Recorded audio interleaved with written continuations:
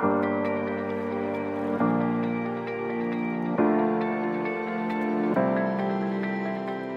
်တော်ကကလေးထုခုဆရာဝန်ကြီးပါမောက္ခဒေါက်တာစောဝင်းပါရန်ကုန်စစ်တက္ကသိုလ်တစ်ကပါမောက္ခဌာနမှူးအနေနဲ့ငြိမ်းစားယူခဲ့ပြီးခုခါမှာတော့ပါရမီထွေထွေယောဂကုဆေးရုံကြီးဘိုးစီဆေးရုံကြီးနဲ့ရွှေလာမင်းဆေးရုံတွေမှာကလေးထုခုဆရာဝန်ဖြစ်အချိန်ပိုင်းတာဝန်ထမ်းဆောင်နေပါတယ်ဒီနေ့ကျွန်တော်ပြောပြမယ့်အကြောင်းအရာတော့မိဘပြည်သူတွေလည်းသိကျင်တာများတယ်ကလေးတွေမှာဖြစ်တဲ့ကလေး TB ယောဂအကြောင်းပြောမှဖြစ်ပါတယ်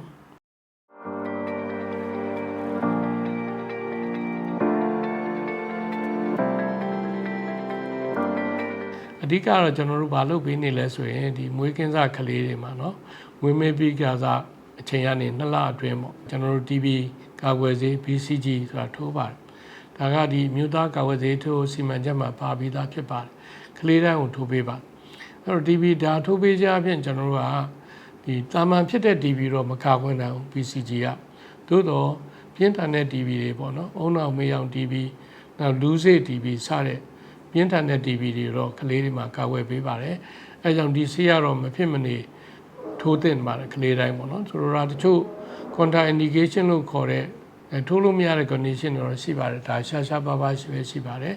ဒီအထူးဖြင့် TB ကကလေးချင်းကူးတာမဟုတ်ဘဲနဲ့ TB ယောဂဖြစ်နေတဲ့လူကြီးကနေကူးတာနော်လူကြီးအထူးဖြင့်တလိပ်ထဲမှာပိုးပါတဲ့လူကကူးတာအဲ့တော့ကိုယ့်အိမ်မှာဒီလိုတယောက်ရှိပြီဆိုတာနဲ့ကလေးတွေအကုန်လုံးရောကလေးရောလူကြီးရောပေါ့နော် TB ယောဂရှိမရှိစစ်ဆေးသင့်ပါတယ်နောက်တစ်ခုကဒီဖြစ်တဲ့လူကလည်းပေါ့နော်တေချာဂရုစိုက်တင်တယ်ပေါ့နော်ဆေးရုံလည်းမှန်တောက်တင်တယ်နောက်ပြီးတော့ mask တပ်မယ်နော်ဒီတလေးတွေပါထွေးတဲ့အခါမှာစနစ်တကျစွန့်ပစ်မယ်ကလေးနဲ့တတ်နိုင်ရင်လုံးဝမထိတွေ့အောင်လုပ်ရမယ်ပေါ့နော်အဲ့လိုမျိုးတွေဒီနီးစပ်မှုကြောင့်ကူးဆက်တာတွေကိုကျွန်တော်တို့အရေးကြီးပါတယ်နောက်တစ်ခုကဘာတွေ့လဲဆိုလို့ရှိရင်တချို့အိမ်မှာကလေးက TB ဖြစ်တယ်ပေါ့နော်ကျန်တဲ့မိသားစုဝင်တွေကအကောင်းပဲဘယ်လိုမှ TB မဖြစ်နိုင်တဲ့လူတွေပေါ့နော်ဒါပေမဲ့လည်းဘာဖြစ်လဲဆိုလို့ရှိရင်ခဏတိတ်မကြခင်ကခေါ်ထားတဲ့အိမ်ပေါ်မှာပေါ့နော်ချောင်းဆိုးနေတယ်ကြည်ရတာမကြမ်းမာတဲ့ပုံပေါက်တယ်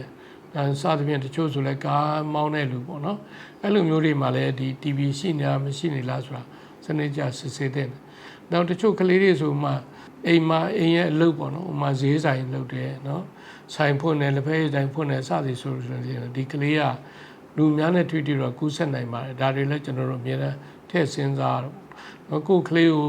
ဟိုလူကလာပြီးတော့ခေါ်လိုက်ချီလိုက်နမ်းလိုက်ပေါ့နော်ဒီလူကခေါ်သွားလိုက်စသဖြင့်လည်းမလုပ်သင့်ဘူးအဲ့ဒီခါမှာလည်းကလေးကဟိုကိုယ်အိမ်ရမဟုတ်ဘဲနဲ့သူများကြီးကကူးသွားနိုင်ပါဘူး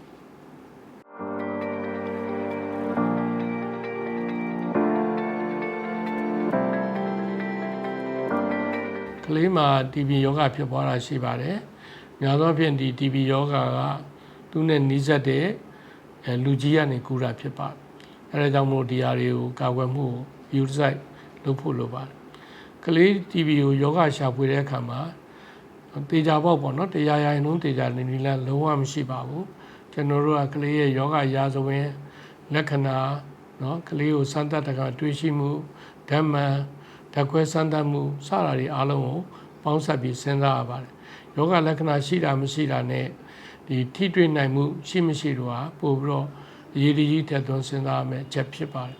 ဥပမာချောင်းဆိုတာဖျားတာတွေတပြင်းချောင်းတွေအများကြီးရှိပါတယ်။ဥပမာဆိုလို့ရှိရင်ပန်းနိုင်ကြရှိလဲခဏခဏချောင်းဆိုးနေမယ်။ချောင်းတွေကစားကလေးတွေဆိုလို့ရှိရင်လည်းချောင်းတက်တဲ့အရွယ်ကလေးတွေကခဏခဏနှာစီချောင်းဆိုးကူးပါတယ်။အဲ့လိုဖြစ်တိုင်း TB မဟုတ်ပါဘူး။ဒါကြောင့်ကျွန်တော်တို့ကအများအားဒါကိုစနစ်တကျပေါင်းစပ်ပြီးစဉ်းစားပြီး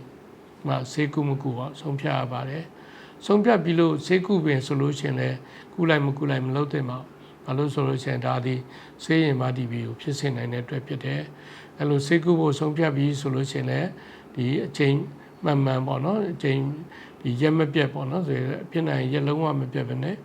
ပြည့်အချိန်ပြည့်ကုသဖို့လိုပါတယ်။တကယ်တော့ဟိုအများပြည်သူဆိုရင်တို့လို့မဟုတ်ဘဲနဲ့ TB ရဲ့ဘေးထွက် TB ဆေးရဲ့ဘေးထွက်ဆိုးကျိုးတွေမှာကလေးတွေကပိုးတောင်နေပါသေးတယ်။အဲ့လိုပဲကလေးတွေမှာကာကွယ်မှုမှာထိရောက်တဲ့ကာကွယ်မှုဖြစ်တဲ့ BCG ကာကွယ်ဆေးပေါ့နော်ဒီမျိုးသားကာကွယ်ဆေးထိုးစီမံချက်မှာပါနေပြီးသားပါအဲ့ဒါကိုလည်းမပြတ်မကွက်ထိုးစီခြင်းပါတယ်နော်ကျွန်တော်တို့ဒီလိုလုပ်ခြင်းအပြင်ကလေးတွေမှာ TB ကြောင့်ဖြစ်တဲ့ဘေးရန်တွေကိုကျွန်တော်တို့အများကြီးရှော့ချနိုင်မှာဖြစ်ပါတယ်